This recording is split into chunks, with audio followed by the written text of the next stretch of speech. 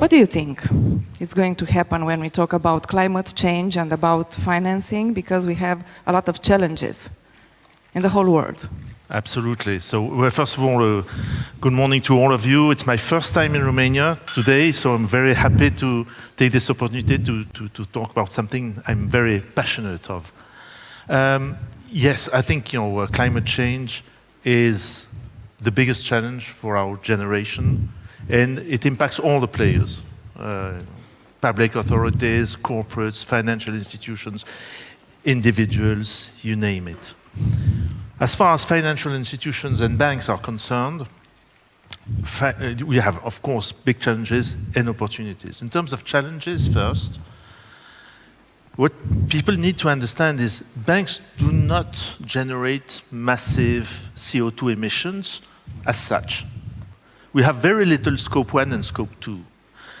But we have a huge scope 3, because it's through the financing of our clients that, of course, indirectly, we have to tackle massive CO2 emissions. And the difficulty is that we have to understand all the sectors, all that is at stake in any type of sector. Agriculture, chemistry, metals, you name it. And therefore, I think the first challenge is complexity.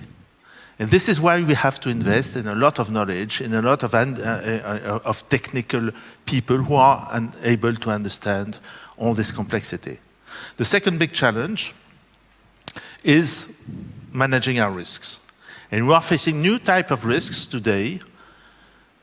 If I give an example, if we are financing transactions with mortgages or securities of assets that might tomorrow either not be eligible or be at risk, at physical risk, we might end up with massive stranded assets.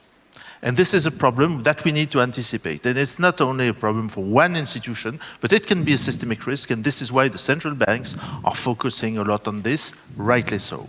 But it's not only about credit risks or physical risks. We are facing new type of reputation risks, legal risks, regulatory risks. So that's the second biggest challenge. But of course, there are massive opportunities. First of all, the investment needs are huge. Alone the investments in the green energy, according to the IEA, will have to triple in the next decade. So huge investment opportunities, but also, more importantly, new things to invent, innovation of our clients, new business models. And this is how banks can come along with new ideas, new type of services, new type of advisory. Last, if we think about a sustainable bank, what does it mean? And how does a sustainable bank look like?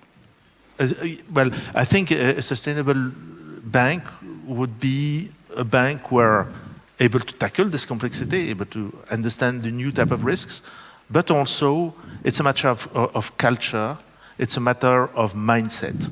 It's a matter of making sure that this is not only a matter of few specialists in a bank, but it impacts all the teams, all the departments, throughout the whole organization.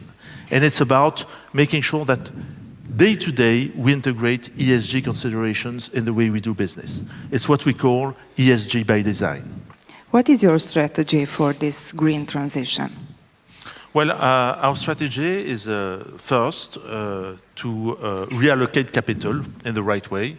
So this means taking into account new trajectories. So for each sector, we look at what needs to be done, how we should adapt, what are our new targets, and we fix targets by 2030, in some cases 2025, in order to make sure we allocate our capital to the right sectors, the right companies in each sector, and the right projects. So that's number one. But second, our strategy is also to invest in new projects, new energies, green energy, but also energy efficiency, in all types of sectors. And last, and I think this is extremely important, is we think about accompanying our clients through their process and their journey of transitioning, but also we think about the clients of tomorrow. Because a lot of clients that will be the big clients of tomorrow don't even exist today. And one of our biggest clients, it's a big gigafactory today, was created 7 years ago, and it's already a huge client of ours. So, because it's a real new industrial revolution, there will be a lot of entrepreneurs, startups that are going to be part of this big transition. The new generation. Tell me more about your targets, about your priorities when we talk about climate change. Well, so in terms of targets, what we have done is we have announced very recently a new trajectory in terms of on the oil business. So for upstream oil and gas, we have taken very ambitious steps. We have decided to decrease our exposure between 19 and 2030 by 80%, 80. So it's massive. Thank you. So I think it's probably one of the most ambitious targets in our industry. But it's not only this. For each sector, we have set targets. For instance, cement, steel, and several others. And progressively, we are going to do this with all the sectors, all the most emittive sectors. And we look at a criteria which is the carbon intensity. And therefore, it's not that we want to finance less aluminium. It's that we want to finance a greener aluminium where the emissions intensity is lower, and this is the targets we fix for each of our sectors. And also about opportunities. What do you see the main opportunities when we talk about financing in this climate change transition? So I think, of course, I already mentioned huge investments, though therefore this will bring a lot of opportunities in terms of project finance, export finance, any type of capital markets, any type of financings. But I think more interestingly, it will bring new type of products, new type of advisory for our clients. And this is really what we are focusing on. What kind of products do you think? For instance, our clients, through this transition, of course, we are not going to explain to a client, to an aircraft producer, what is the best product for him. He knows this far better than we do. But what we can bring in terms of expertise is what are the different public policies? What are the other sectors that are linked indirectly to their own sector doing? What are the implications of all this? How are the investors going to look at their own ESG strategy? Equity investors, banks, debt investors. How can they sell this to the market? So there are plenty of new type of advisories that we can bring to our clients that are opening, I think, a lot of opportunities for a bank like us. What are going to be the main sectors that will grow on that when we talk about climate change? Well, Green transition. Well, I think our focus, as I was saying, our focus is not to, except for oil and gas, of course, coal and upstream oil and gas are going to decrease in our portfolio, and this is, it's public. But for the rest, we don't want to decrease our exposure to a given sector. What we want to do is to make sure that each sector becomes greener. And therefore, this is why we are working with all our clients in, kind of professional associations. For instance, in steel, for instance, the Poseidon Principle in the shipping industry, the Hydrogen Council, in order to accompany our clients and understand what is happening in their own industry in order to bring them the right advice. It is a big influence in this green transition and finance also. When we talk about the big context, war, inflation, energy crisis, do you think this is being influenced right now? I think it does has an influence. If I look at what happened after the beginning of the war in Ukraine, so you all know the big energy crisis that occurred. I think as far as ESG is concerned, it had a negative implication because some countries had no choice than restarting coal power plants and so on. But I think in the medium to long term, it will be beneficial because there is an understanding in Europe that securing supply of energy is critical. And developing green energy hits two targets at the same time. It's security of supply, and at the same time, meeting our fighting against climate change. As far as inflation is concerned, it's very tricky because green energy will generate inflation, what we call green inflation. And I think one of the biggest consequence or challenge there is that inflation, as we all know, hits first the most modest people among ourselves.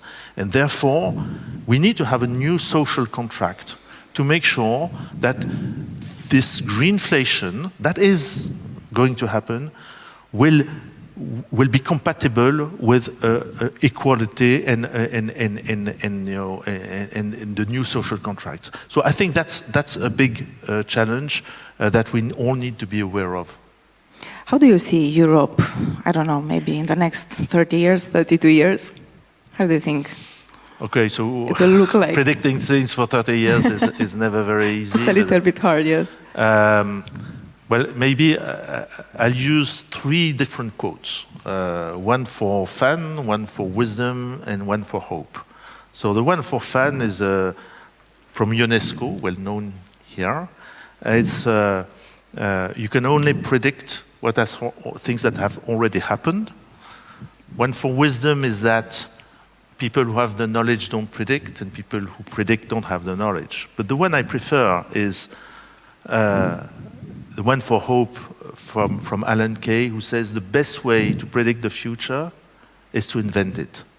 And here we have a unique opportunity to shape the future. If we can reinvent new public policies, new private-public partnerships, new industrial schemes and solutions, new ways of financing them, a new social contract, then my belief is that in Europe, we will have more growth, we'll have more energy autonomy, and of course we will meet our targets and the Paris targets and be net zero by 2050. That's something that nothing is impossible around this.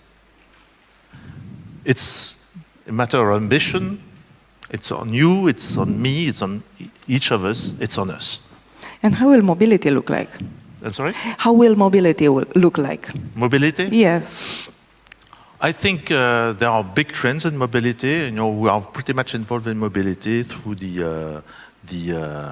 our ALD, which has just changed its brand to Avons, which is the biggest car leasing company in the world. So in terms of mobility, there are some mega trends. I think the first mega trend is electrification. So we will move from thermal to electricity, and this is going to happen anyway. It's in the regulation, so it will happen.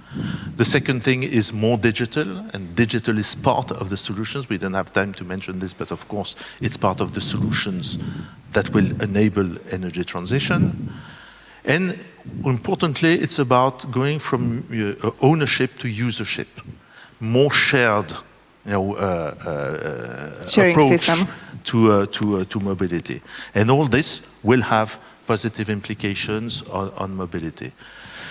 And this is why we are very much focused on this. What is interesting with electric vehicles is it's a very good example of what we call the value chains. It's because we've got different departments in our bank. Some are specialized in mining, so they understand cobalt and lithium that are very important for the electric vehicles. Some understand the gigafactories and finance these companies. Some are specialists of the automotive sector. And some are specialists of infrastructure and therefore understand the charging infrastructure that is needed. And what is important for a bank is to make sure that we finance and understand the whole value chain. We bring all the collective intelligence of the different teams in order to maximize and optimize our approach to mobility. And the last question, the European banking system will be the same, or it's going to be different? European banking sector, well, no, in 30 years? Yes. Oh, God, well, no, it will not be the same. There will be obviously changes, probably more consolidation at some point. There has been very little consolidation in Europe since the big financial crisis, so I believe that this will happen at some point, especially, so that's number one. The second is that the European Banking Union, which is in the making, I believe will be, if it's not happened in 30 years, it will never happen, but I think it will happen. And therefore it will bring much more flexibility and much more efficiency in the banking system. And then I think the banks who will resist and still be there in 30 years are the banks who are able to make long-term investments, who understand the big changes and what is at stake, that are not going to be only short-term focused, and these banks will be around, and certainly we will. Thank you so much, Mr. Palmieri. It was a pleasure. Thank you very much.